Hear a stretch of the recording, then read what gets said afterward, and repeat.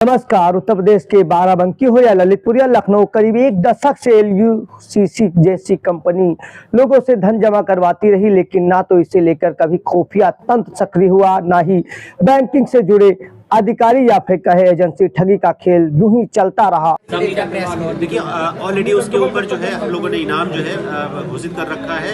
साथ ही उसके साथ अन्य कई लोग भी इसमें शामिल हैं। उन सभी लोगों के खिलाफ जो है जो भी विधिक कार्रवाई है वो हम लोग कर रहे हैं, और बहुत जल्दी ही जो भी इसका मास्टरमाइंड है या इस पूरे नेक्सस का जिसने पूरा अपना दिमाग लगाया है उसको भी हम लोग इसमें अरेस्ट जो है वो करेंगे। अब हजारों परिवारों की जिंदगी मुश्किल में पहुंच गई है। ललितपुर में इसी कंपनी की ठगी के खेल की जांच कर रही ईडी ने अपनी जांच में इस बिंदु को भी शामिल किया है। बाराबंकी पुलिस ने जांच में पाया है कि कंपनी खेती के नाम पर पैसा जमा करवाती थी। देश के अलग अलग हिस्सों में ऐसे ही फर्जीवाड़ा चल रहा था। बाराबंकी में लोगों से करीब 75 करोड़ रुपए लेकर the Loni urban multi state credit and थिंक कोऑपरेटिव सोसाइटी लिमिटेड यानी एलयूसीसी नामक कंपनी, जिसे सरकार से कृषि विभाग से लाइसेंस प्राप्त था। इस मामले में जिले से बद्दोसराय, देवा, मसौली, नगर, कोतवाली, रामनगर, फतेहपुर आदि थानों में धोखाधड़ी के करीब 1.5 दर्जन मुकदमे दर्ज हैं। इस मामले में पुलिस ने कुछ लोगों को गिरफ्तार कर जेल भेजा है। पुलिस पूछताछ कर रही है, इन्हें रिमांड पर लेने की भी तैयारी में है ताकि आगे की पूरी चीजें खुल सके। इसके साथ ही गिरफ्तार वंचित आरोपियों की संपत्तियों को कुर्क करके पैसा रिकवर करने के लिए चिन्हित करने की भी कार्रवाई की जानकारी मिल रही है। बद्दोसराय थाना में दर्ज हुए मुकदमा में बद्दोसराय थाना के ग्राम बरोडिया निवासी किरण वर्मा पुत्री स्वर्गीय सलिक राम वर्मा ने शिकायत दर्ज कराई थी। 24 नवंबर को जिले के बद्दोसराय थाने की महिला ने एलयूसीसी कंपनी का कार्यालय बंद होने और रुपए हड़प जाने का केस दर्ज करवाया, जिसके बाद तो शिकायतों की बाढ़ आ गई। इससे पहले ललितपुर में यही सिलसिला चल रहा था। अब तक एलयूसीसी पर 1.5 दर्जन से ज्यादा केस मालूम होते हैं। कंपनी का मुख्य संचालक समीर अग्रवाल दुबई में कहीं छिपा बैठा है। बाराबंकी में अहम पद पर रहे अधिकारी उत्तम सिंह राजपूत व उनकी पत्नी कोषाध्यक्ष पत्नी माया फरार है। पुलिस की जांच में सामने आया है कि कंपनी का पंजीकरण गाजियाबाद के एक पते पर कृषि से जुड़े कार्य के लिए सेवाएं उपलब्ध कराने के लिए किया गया था, और यहां पर चिटफंड की तरह पैसा जमा कराने का काम किया जा रहा था। इसीलिए इसे पुलिस अधिकारी फर्जी बता रहे हैं। बड़ी हैरत वाली बात है कि कंपनी बाराबंकी से लेकर ललितपुर तक देश के अन्य राज्यों में भी खुलेआम जमा करवाती थी। बड़े बड़े रोड पर बोर्ड थे। जिम्मेदार चुप क्यों रहे? जिले के सदरपुर कस्बे के लोग भी बताते हैं कि यहाँ 4 साल से कंपनी का दफ्तर चल रहा था। 22 नवंबर को थाने में तहरीर देकर बताया गया कि the Loni urban multi state credit and थिंक कोऑपरेटिव सोसाइटी लिमिटेड एलयूसीसी नामक फर्जी कंपनी के एजेंट राम नरेश वर्मा पुत्र जगदीश प्रसाद निवासी ग्राम बरौडिया ने कंपनी का फर्जी बांड यानी कंपनी में जमा का दस्तावेज देकर उससे 1.25 लाख रुपया निवेश करवाया। इसके बाद कंपनी फरार हो गई। इस मामले में पुलिस ने केस दर्ज कर जांच शुरू की।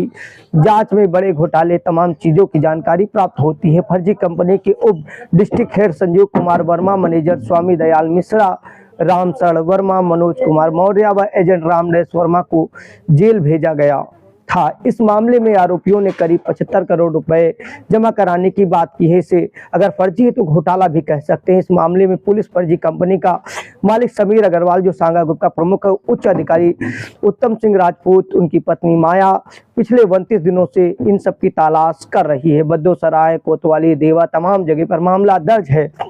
अगर दुबई में छुपे बैठे सांगा ग्रुप के सरगना को कब ले कर आया जाएगा? 1.5 दर्जन से मुकदमा के बाद आरोपियों की संपत्ति कुर्क कर तमाम चीजों की जांच की जानकारी मिल रही है। कई करोड़ों की ठगी के तमाम मामले सामने आते हैं। कई मीडिया रिपोर्ट में बताया जाता है 10 राज्य से अधिक जगहों पर ये चीजें फैली हुई थी। वंचित संपत्तियों को चिन्हित करके अगर कुर्क किया जाता है तो ईडी उससे एकत्र पैसों से आगे जैसे तमाम रोजा वैली जैसी कंपनियों में भुगतान हुआ था वैसे हो सकता है।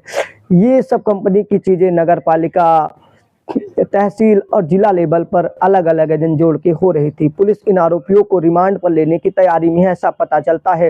लेकिन समीर अग्रवाल दुबई में प्रदेश के मुख्य अधिकारी उत्तम राजपूत, माया सिंह का पता लगाया जा रहा है। इसके साथ ही इनके द्वारा सभी जो निवेश किए गए जैसे जोड़ा गया सब प्रयत्नों को फेल करते हुए आगे अहम जानकारी के लिए पुलिस रिमांड पर लेगी या कब सफलता मिलेगी, तमाम चीजें हैं।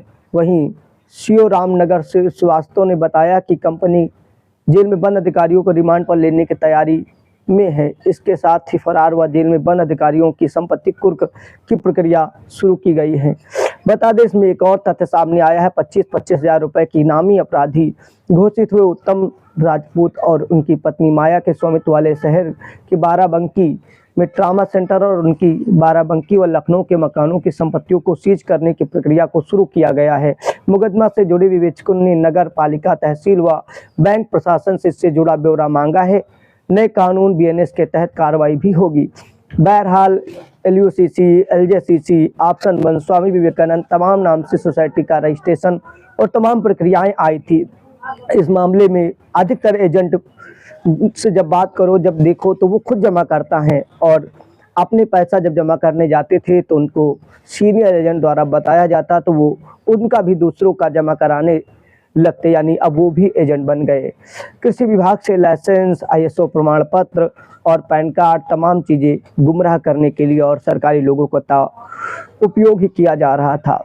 अगर बड़े लेवल पर फर्जी है तो एजेंट भी पीड़ित हैं। हर लिहाज से बड़ी मुर्गियों को पकड़ने की ज़रूरत है और अगर जो पीड़ित है उनको भी इस जांच में शामिल करके पूरे मामले को समझने की ज़रूरत है। तमाम चीज़ें और भी हैं। LUCC का फ्रॉड बड़े लेवल पर अगर चल रहा तो इसके मुख्य सरगना कौन, कैसे और किस रणनीति से हैं, जब तक उन्हें गिरफ्तार नहीं किया जा सकता। अब तमाम SP चाहे वो ललितपुर के हों या कहीं और के, जब उनकी प्रेस कॉन्फ्रेंस देखो तो वो एक तथ्य बताते हैं, फर्जी कंपनी। जब इस तथ्यों की ओर गए और रिसर्च किया तो पता चलता है कि इस सोसाइटी तो रजिस्ट्रेशन था लेकिन कृषि कार्य के लिए, और इस सोसाइटी में जो बैंकिंग स्कीमें थी वो रजिस्टर्ड नहीं थी, यानी कि वो फर्जी ऊपर से चल रही थी। उदाहरण के लिए फिर आपको हम बता दें, जैसे कि कोई किराना दुकान के लिए रजिस्ट्रेशन कराता है और या ना कराए, दोनों चीज़ कराता है और वहाँ पर भांग या शराब या फिर दवाई बेचने लगे तो ये कृत्य इनलीगल होता है। ठीक उसी तरीके से जैसे कि हम खबरों के लिए पंजीकृत हैं, हम यहाँ पर इसकी आड़ में अगर कोई व्यापार करने लगे या चीज़ें करने लगे जो कानून मान्यता नहीं देता है, कानून खिलाफ से इनलीगल है, तो वो गलत होता है। ठीक इसी तरीके से और तमाम चीज़ें जो जानकारी आएंगी आपके सामने आती रहेंगी।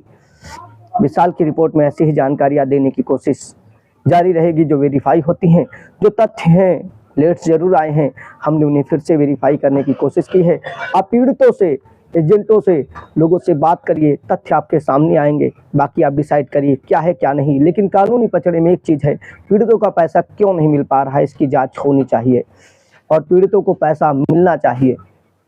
अगर फर्जी हो या जो भी हो, लेकिन पीड़ितों का पैसा जितना भी रिकवर होगा वो सुरक्षित जरूर होगा।